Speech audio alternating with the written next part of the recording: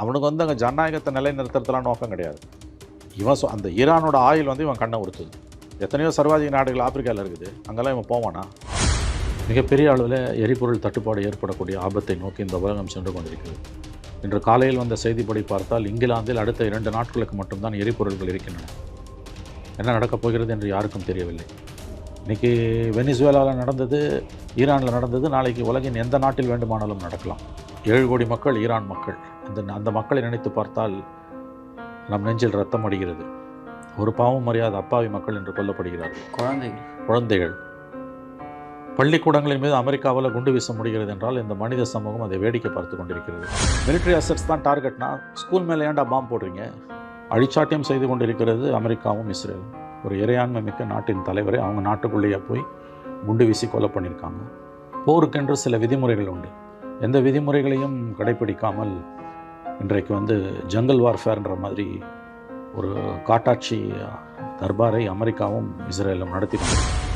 கற்பனை செய்ய முடியாத அளவுக்கு மனித குலத்துக்கு எதிரான குற்றங்களை இன்றைக்கு வந்து இஸ்ரேல் அமெரிக்கா 2 பேரும் செய்து கொண்டிருக்கிறார்கள். ஹிட்லர் கூட செய்யாத கொடுமையை ட்ரம்ப்பும் இன்றைக்கு நெத்தன்யாகவும் செய்து கொண்டிருக்கிறார்கள்.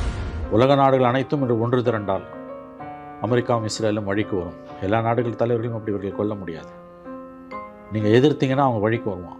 கமேனி கொல்லப்பட்டதை வரவேற்று கொண்டாடிய ஒரு தரப்பு ஈரானிய மக்கள் இன்றைக்கி ஈரானில் உள்ள சிவிலியன் டார்கெட்ஸ் மேலே மருத்துவமனைகள், காந்தி மருத்துவமனை உள்ளிட்ட மருத்துவமனைகள் மீது, பள்ளிக்கூடங்கள் மீது குண்டுகள் வீசப்படுவதை பார்த்து செய்வதறியாது கதி கலங்கி குழம்பி நிற்கிறார்கள்.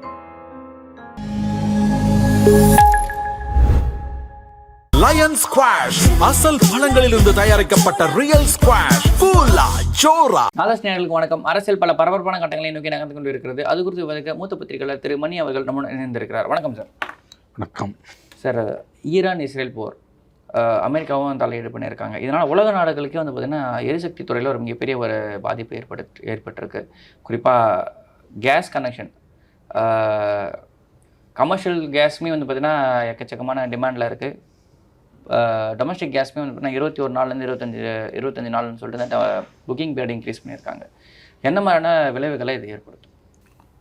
என்ன மாதிரியான விளைவுகளை ஏற்படுத்தும்னு யாராலையுமே யோசிக்க முடியல. இன்றைக்கி சண்டை வந்து 11ஆவது நாள் அடைஞ்சிருக்கு.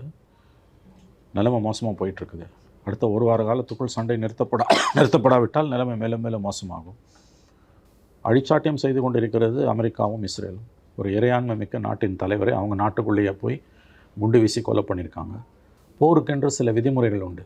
எந்த விதிமுறைகளையும் கடைப்பிடிக்காமல் இன்றைக்கு வந்து ஜங்கல் வார்ஃபேர்ன்ற மாதிரி ஒரு காட்டாட்சி தர்பாரை அமெரிக்காவும் இஸ்ரேலும் நடத்தி கொண்டிருக்கிறாங்க. அவர்களுக்கு இருக்கக்கூடிய தொழில்நுட்ப மேலாதிக்கத்தால், டெக்னாலஜிக்கல் சுப்பீரியாரிட்டி, இதை அவர்கள் சாதிக்கிறார்கள். வெனிசுவேலாவில் அந்த அதிபரை கடத்திட்டு வந்தாங்க. இன்றைக்கு அயத்துல்லா கமேனியை அவங்க நாட்டுக்குள்ளேயே போய் அவரும் அவருடைய முக்கியமான தளபதிகள், அமைச்சர்கள் ப்ளஸ் கமேனியோட மகள், பேர பேத்தி எல்லாரையும் அந்த குண்டு வெடிப்பில் அவர்கள் கொன்றிருக்கிறார்கள். ஒன்று ஞாபகம் வச்சுக்கோங்க, இதை கண்டிக்காமல் இருக்கக்கூடிய ஒவ்வொரு நாடும் ஒன்றை புரிந்து கொள்ள வேண்டும். இது நாளைக்கு அவர்களுக்கும் நடக்கும். இன்றைக்கி வெனிசுவேலாவில் நடந்தது, ஈரானில் நடந்தது, நாளைக்கு உலகின் எந்த நாட்டில் வேண்டுமானாலும் நடக்கலாம். இன்றைக்கு அமெரிக்காவுக்கு ஒத்து ஊதுபவர்கள், அமெரிக்காவை ஆதரிப்பவர்கள், மௌனம் காப்பவர்கள், இரங்கல் கூட தெரிவிக்காதவர்கள் எல்லோரும் கவனத்தில் கொள்ள வேண்டிய விஷயம், நாளைக்கு உங்களுக்கும் இது நடக்கலாம். எல்லா நாடுகளும் இதுதான் இதில் இருக்கக்கூடிய ஆபத்து. தொழில்நுட்ப மேலாதிக்கம் என்பது இன்றைக்கி வந்து அந்த அளவுக்கு அமெரிக்காவுக்கும் இஸ்ரேலுக்கும் ஒரு மிகப்பெரிய ஒரு வல்லாண்மையை, சுப்பீரியாரிட்டியை கொடுத்து விட்டது. ஆனால் அதற்காக மற்றவர்கள் அடங்கி போக வேண்டும் என்ற அவசியம் இல்லை. எதிர்ப்பு குரல் கொடுக்காவிட்டால் இன்று 5 நடுங்கி தான் இவர்கள் எதிர்ப்பு குரல் கொடுக்காமல் இருக்கிறார்கள். ஐரோப்பிய நாடுகளாகட்டும், இந்தியாவாகட்டும், அல்லது ஆசியாவின் பல நாடுகளாகட்டும், எல்லோருமே வந்து ஆஸ்திரேலியா மாதிரியான நாடுகள் எல்லாமே கூட வந்து அமைதி காப்பது என்பது அவர்களுக்கே ஒரு அச்சம் வருகிறது. வெனிசுவேலாவுக்கும் ஈரானுக்கும் நடந்தது நாளைக்கு தங்களுக்கும் நடக்கலாம் என்று அஞ்சு கிடப்பதால் நீங்கள் தப்பி பழிக்கப் போவதில்லை. இன்று நீ நாளை நானும். அடுத்தவனுக்கு துன்பம் வரும்போது வாய் திறக்கலன்னா தனக்கு துன்பம் வரும்போது பேசுகிறதுக்கு யாரும் ஆள் இருக்க மாட்டாங்கன்னுவாங்க. அதுதான் இன்றைக்கி நிலைமை. சர்வதேச சட்டங்களை காற்றில் பறக்க விட்டு விட்டாம் என்று அமெரிக்காவும் இஸ்ரேலும் செய்யக்கூடிய பஞ்சமா பாதகங்களை, மனித குலத்துக்கு எதிரான குற்றங்களை கண்டிக்காமல் இன்றைக்கு வந்து இந்தியா உள்ளிட்ட நாடுகள் மௌனம் காப்பது என்பது அவலத்திலும் அவலம். ஒன்று. 2வது, மிகப்பெரிய அளவில் எரிபொருள் தட்டுப்பாடு ஏற்படக்கூடிய ஆபத்தை நோக்கி இந்த உலகம் சென்று கொண்டிருக்கிறது. இன்று காலையில் வந்த செய்திப்படி பார்த்தால் இங்கிலாந்தில் அடுத்த 2 நாட்களுக்கு மட்டும்தான் எரிபொருள்கள் இருக்கின்றன. என்ன நடக்கப் போகிறது என்று யாருக்கும் தெரியவில்லை. இன்றைக்கு சண்டை முடிவுக்கு வந்தால் கூட இயல்பு நிலை திரும்புவதற்கு சில ஆண்டுகள் ஆகும் என்று சொல்லுகிறார்கள். அந்த அளவுக்கு மிகப்பெரிய சேதாரம் ஏற்படுத்தப்பட்டிருக்கிறது. ரெஜிம் சேஞ்ச், ஆட்சி மாற்றம் என்பது அமெரிக்காவின் நோக்கம் என்று முதலில் சொல்லப்பட்டாலும் உண்மை அதுவல்ல என்பதை இந்த போரை அவர்கள் நடத்தும் விதத்திலிருந்து நாம் தெரிந்து கொள்ளலாம். ஈரானில் பள்ளிக்கூடங்கள் தாக்கப்பட்டிருக்கின்றன, மருத்துவமனைகள் தகர்க்கப்பட்டிருக்கின்றன, சாலைகளின் மீது குண்டுகள் வீசப்பட்டு சாலைகள் அழிக்கப்பட்டிருக்கின்றன, எண்ணெய் கிணறுகள் மீது வீசப்படும் குண்டுகள் எரிமலை குழம்பாய் வானில் பறந்து கொண்டிருக்கிறது. அந்த தீ ஜுவாலைகள் சாலைகளில் ஓடிக்கொண்டிருக்கிறது. அந்த எரிமலை ஜுவாலைகள். ஒரு பள்ளி குழந்தைகள் 160 சிறுமிகள், பள்ளி குழந்தைகள், பெண் குழந்தைகள் கொல்லப்பட்டிருக்கிறார்கள். காந்தி மருத்துவமனை பேர் காந்தி மருத்துவமனை. காந்தி மருத்துவமனை அருமையான விஷயம். காந்தி மருத்துவமனை மீது குண்டு வீசப்பட்டிருக்கிறது. மனிதகுலத்தின் எதிரிகள் நெதன்யாகவும் டொனால்டு ட்ரம்ப்பும். அவர்கள் இன்றைக்கு ரெஜிம் சேஞ்ச் என்பதை தாண்டி, ரெஜிம் சேஞ்ச் அவர்களுடைய நோக்கம் அல்ல, ஈரான் சமூகத்தை முற்றிலுமாக முடக்குவது. காசாவில் செய்தது மாதிரி மருத்துவமனைகள், பள்ளிக்கூட கட்டிடங்கள், சாலைகள், வயல்வெளிகளின் மீது குண்டுகள் வீசப்பட்டிருக்கின்றன. காசாவில் கற்பனை செய்ய முடியாத அளவுக்கு மனித குலத்துக்கு எதிரான குற்றங்களை இன்றைக்கு இஸ்ரேல், அமெரிக்கா 2 பேரும் செய்து கொண்டிருக்கிறார்கள். ஹிட்லர் கூட செய்யாத கொடுமையை ட்ரம்ப்பும் இன்றைக்கு நெத்தன்யாகவும் செய்து கொண்டிருக்கிறார்கள். ஈரான் சமூகத்தை முற்றிலுமாக முடக்குவது. ரெஜிம் சேஞ்செல்லாம் சும்மா வாய் வார்த்தை அவங்களுக்கு. அது கம்யூனி சத்தோன்னே அது முடிஞ்சிருக்கணும்ல. ரெஜிம் அதுதான் சொல்கிறேன், கம்யூனி சத்தோன்னே அது முடிஞ்சிருக்கணும். இன்னமும் அவன் பேச்சுவார்த்தைக்கு வர தயாராக தான் இருக்கும். ஈரான் மிகப்பெரிய அளவில் பாதிப்பை சந்தித்திருக்கிறது. அவங்க அண்டை நாடுகளின் மீது, கல்ஃப் கண்ட்ரிஸ் மீது பாம்ஸ் போட்டாங்கன்னாலும் ஈரானால் இன்னும் எத்தனை நாளைக்கு இந்த யுத்தத்தை தாக்குப்பிடிக்க முடியும்னு தெரியல. கொரில்லா யுத்தம் மாதிரி நடத்தலாமே ஒழிய அவங்களால இஸ்ரேல் அண்ட் அமெரிக்காவோட மிலிட்ரி சுப்பீரியாரிட்டிக்கு எதிராக, இராணுவ மேலாண்மைக்கு எதிராக போரிட முடியவில்லை. அவர்கள் தடுமாறிக்கொண்டிருக்கிறார்கள். மக்கள் 7 கோடி மக்கள், ஈரான் மக்கள். அந்த மக்களை நினைத்து பார்த்தால் நம் நெஞ்சில் ரத்தம் அடிக்கிறது. ஒரு பாவம் அறியாத அப்பாவி மக்கள் என்று கொல்லப்படுகிறார்கள். குழந்தைகள். பள்ளிக்கூடங்களின் மீது அமெரிக்காவில் குண்டு வீச முடிகிறது என்றால் இந்த மனித சமூகம் அதை வேடிக்கை பார்த்து கொண்டிருக்கிறது. மற்ற இடங்களில் ரஷ்யாவோட ஆயிலில் ரத்தம் பொழிஞ்சிருக்குன்னு சொல்லிட்டு பேசுகிற ட்ரம்ப் இந்த இடத்துல என்ன ஆச்சுன்ற ஒரு கேள்வி இருக்கு. அதான் ஏகாதிபத்தியத்தின் ஆணவம் என்பது, த அரகன்ஸ் ஆஃப் இம்பீரியலிசம். ஏகாதிபத்தியம் என்பது என்ன என்பதை பற்றிய புரிதல் இப்பொழுதாவது மனிதர்களுக்கு வந்திருக்கும். இதை வேடிக்கை பார்க்கக்கூடிய ஒவ்வொரு நாடும், கமேனி படுகொலையை கண்டிக்காத ஒவ்வொரு நாடும் கவனத்தில் கொள்ள வேண்டியது ஒரே ஒரு விஷயம்தான். முதலில் பல விஷயங்களை கவனத்தில் கொள்ளலாம், ஆனால் கவனத்தில் கொள்ள வேண்டிய முதல் விஷயம், முற்றிலும் முதலான ஒரு விஷயம், நாளைக்கு இது யாருக்கு வேண்டுமானாலும், இன்றைக்கு மௌனம் காக்கக்கூடிய எந்த நாட்டுக்கு வேண்டுமானாலும் இது நடக்கலாம். இந்த அறிவு இருந்ததுன்னா அவங்க எதிர்த்திருப்பாங்க. உலக நாடுகள் அனைத்தும் இன்று ஒன்று திரண்டால் அமெரிக்காவும் இஸ்ரேலும் வழிக்கு வரும். எல்லா நாடுகள் தலைவர்களும் அப்படி இவர்கள் கொள்ள முடியாது. நீங்கள் எதிர்த்தீங்கன்னா அவங்க வழிக்கு வருவான்.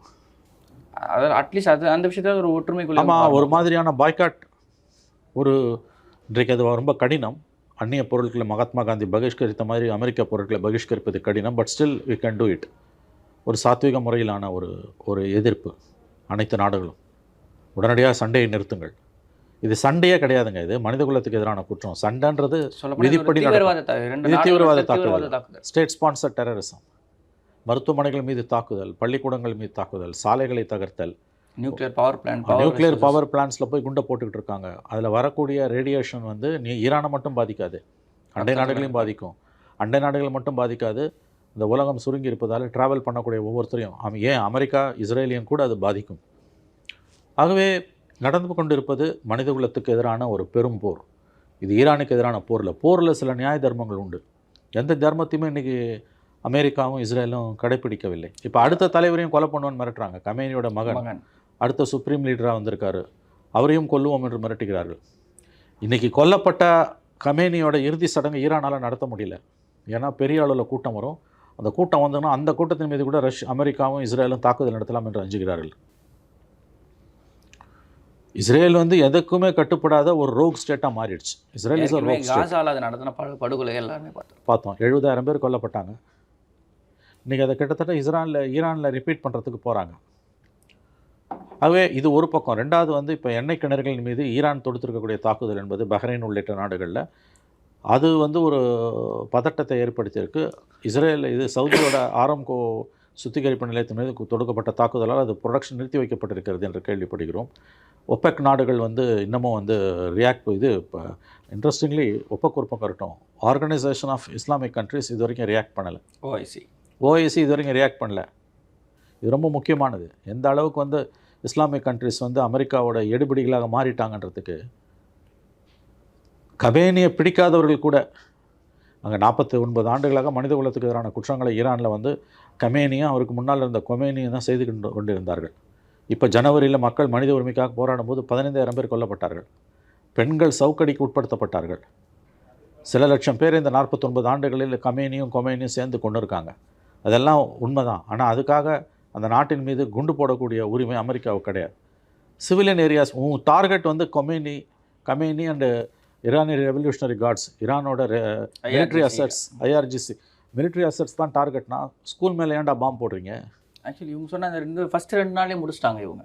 ஆமாம், கமேனி செத்த மறுநாள் இருந்தால் ஐஆர்ஜிசியோட அந்த ஹெட் குவார்ட்டர்ஸ் மேலே பாம்பு போட்டு அதையும் கொலாப்ஸ் பண்ணி அப்புறம் இப்போ இதுக்கு தொடர்ந்து போட்டுக்கிட்டு இருக்கானுங்க. அது ஸ்கூல்ஸ் மேலே போடுறதுக்கான காரணம் என்ன? சாலைகளை குண்டு வீசி தகர்ப்பதோட அர்த்தம் என்ன? ஒட்டுமொத்தாக ஈரான் சமூகத்தை முடக்குவது. ரெஜிம் சேஞ்ச் எல்லாம் கிடையாது. இது வந்து dismantle the whole society, Iranian ஸ்டேட்டையே டிஸ்மேண்டில் பண்ணுறது. இது மிக மிக ஆபத்தானது. மௌனம் காக்கக்கூடிய நாடுகள் எச்சரிக்கையாக இருக்க வேண்டும், ஒன்றை புரிந்து கொள்ள வேண்டும். நாளை அவர்களுக்கு இது நடக்கலாம். ஆமாங்க, ஈராக்கு நடந்தது, ஆப்கானிஸ்தானுக்கு நடந்தது, லிபியாவுக்கு நடந்தது. இப்போ லெபனான் மேலே தாக்குதலை தீவிரப்படுத்தியிருக்கு இஸ்ரேல். ஆமாம், அது அவன் வந்து ஹஸ்புல்லா வச்சு அடிக்கிறான், அது ஒரு காரணத்தை வச்சு அடிக்க வேண்டியது. அங்கே போய் கெமிக்கல் வெப்பன்ஸை போடுறான்றாங்க. பெர்பெச்சுவலாக சண்டை நடந்துக்கிட்டே இருக்கணும். இப்போ இதெல்லாம் முடிஞ்சோன்னா அடுத்து சைப்ரஸ் அடிப்பான்றாங்க இஸ்ரேல். ஸோ உலகம் மிக இன்க்ரீஸ் பண்ண ட்ரை பண்ணதா இஸ்ரேல்னு ஒரு கேள்வி இருக்கு. ஏற்கனவே பாலஸ்தீனத்தை கபலீகரம் பண்ணிடுச்சு இஸ்ரேல். ஆமாம், இப்போ அடுத்து இருக்க மற்ற கண்ட்ரிஸோட பவுண்டரிஸ் இன்க்ரீஸ் பண்ண ட்ரை பண்ணதா? இருக்கலாம். ஏன்னா இது ஈரானுக்கு நடக்கிறது அவனுக்கு 2000 கிலோமீட்டர் தள்ளி இருக்குது, 1200 கிலோமீட்டர் நம்ம தள்ளி இருக்குது. அதை போய் அடிக்கிறான்றதுன்னா எந்த மாதிரியான ஒரு ஏரியல் சுப்பீரியாரிட்டியை வச்சு அடிக்கிறாங்க. கிரவுண்ட் ட்ரூப்ஸை போடுவோன்னு சொல்கிறாரு ட்ரம்ப். போனாங்கன்னா பாடி பாக்ஸ் தான் வரும். அது முடியவே முடியாது. ஈராக்கில் போன மாதிரி கிரவுண்ட் ட்ரூப்ஸை ஈரானில் இறக்க முடியாது. ஆனால் ஈரானில் இன்றைக்கி இருக்க பிரச்சனை என்னென்னா, சமூகம் இருகுறாக பிளந்துருக்குன்றாங்க. ஒரு பக்கம் 49 ஆண்டுகளாக மத பழமைவாதிகள், சர்வாதிகாரிகளின் மீது சிக்கி சின்னாபின்னமான மக்கள், சுதந்திர காற்றை சுவாசிக்க எப்பொழுதும் ஏங்கி கொண்டிருந்த மக்கள். ஜனவரியில் ஒரு போராட்டம் நடந்தது. கமேனி அது மிருகத்தனமாக அடக்கினார். 15,000 பேர் கொல்லப்பட்டார்கள். அந்த மக்கள் சுதந்திர காற்றுக்காக இயங்குகிறார்கள். ஆனால் இன்னொரு பக்கம் இது நம்முடைய நாடு, இதில் அமெரிக்கா தலையிட என்ன உரிமை இருக்குன்னு இயல்பாகவே ஈரானியர்களுக்கு இருக்கக்கூடிய அந்த தேசபக்தியின் பால் தூண்டப்பட்டவர்கள் அவங்க கொதிச்சு போயிருக்காங்க அமெரிக்காவோட தாக்குதலுக்கு எதிராக. கமேனி கொல்லப்பட்டதை வரவேற்று கொண்டாடிய ஒரு தரப்பு ஈரானிய மக்கள் இன்றைக்கி ஈரானில் உள்ள சிவிலியன் டார்கெட்ஸ் மேலே, மருத்துவமனைகள், காந்தி மருத்துவமனை உள்ளிட்ட மருத்துவமனைகள் மீது, பள்ளிக்கூடங்கள் மீது குண்டுகள் வீசப்படுவதை பார்த்து செய்வதறியாது கதி கலங்கி குழம்பி நிற்கிறார்கள். கமேனியையும் ஆதரிக்க முடியாது, அவன் மகனையும் ஆதரிக்க முடியாது, அமெரிக்காவையும் ஆதரிக்க முடியாது. So there are 2 views in Iran. தொடர்ந்து அமெரிக்காவோட தாக்குதல் வெறும் ஈரானோட மிலிட்ரி டார்கெட்ஸ் மேலே இருந்திருந்ததுன்னா கமேனி வீழ வேண்டும் என்று விரும்பக்கூடிய மக்கள் களத்துக்கு, தெருவுக்கு வந்து அவங்களே அமெரிக்கர்களை வரவேற்றிருப்பார்கள். ஆனால் பங்களாதேஷ் மாதிரி, நேபாள் மாதிரி. ஆனால் அங்கே போய் வந்து ஈரானியன் ஸ்டேட்டையே டிஸ்மேண்டில் பண்ணுற மாதிரி மருத்துவமனைகள், பள்ளிகள், சாலைகள், oil refineries, nuclear power plants மீதெல்லாம் தொடுக்கப்படக்கூடிய தாக்குதல் அவர்களை இன்றைக்கு வந்து வேறு வழி இல்லை, கமேனி தரப்பை ஆதரிப்பது தான் நமக்கு இருக்கக்கூடிய ஒரே ஆப்ஷன் என்ற நிலைக்கு தள்ளுகிறது. இது இன்னொரு நார்த் கொரியா மாதிரி, இன்னொரு சிரியா மாதிரி ஈரான் உருவாவதற்கான ஒரு கால்கோள் விழாவாகவும் பார்க்கப்படுகிறது. இதில் இன்னும் ஒரு சில கேள்விகள்லாம் இருக்குல்ல. இப்போ மத பழமைவாதிகளால் ஆளப்படும் நாடுகளுக்கு இந்த மாதிரியான ஒரு சிக்கல் வர்றதுக்கான வாய்ப்புகள் அதிகமாக இருக்குல்ல. ஏன்னா ஏற்கனவே அந்த மாதிரி விஷயம் நடந்திருக்கு. திருப்பி இப்போ ஈரானுக்கு இது வந்து இப்பயுமே நம்ம பாடம் கற்றுக்கலாம்னா என்ன பண்ணுறதுன்னு ரொம்ப நல்ல கேள்வி. அதாவது இன்றைக்கி ஏன் இந்த நிலைமை ஈரானுக்கு வந்தது, ஏன் வெனிசுவேலாவுக்கு வந்தது? டெமோக்ரஸி இல்லைன்னா இது நடக்கும். டெமோக்ரஸினா என்ன? மக்களுக்காக உருவாக்கப்பட்ட அனைத்து தரப்பு மக்களின் நலன்களையும் பேணக்கூடிய சர்வதேச பார்வை கொண்ட ஒரு அரசியலமைப்பு சாசனம், கான்ஸ்டிடியூஷன். 2வது, மக்களால் தேர்ந்தெடுக்கப்பட்ட ஒரு நாடாளுமன்றம், பீப்புள்ஸ் எலெக்டட் பார்லிமெண்ட். 3வது, இண்டிபெண்ட் அரசியலமைப்பு சாசனத்துக்கு மட்டுமே கட்டுப்பட்ட நிர்வாகம், எக்ஸிக்யூட்டிவ். 3வது, இண்டிபெண்ட் ஜுடிஷியரி. 4வது, independent election commission, TN session கொண்டு வந்தார் அந்த மாதிரி. 6வது, ஒரு ரிசர்வ் பேங்க் ஆஃப் இந்தியா மாதிரி ஒரு சென்ட்ரல் பேங்க். 7வது, independent auditing firms, auditing institutions like CAG. அரசியலமைப்பு சாசனத்தால் உருவாக்கப்பட்ட controller and auditor general of India அது.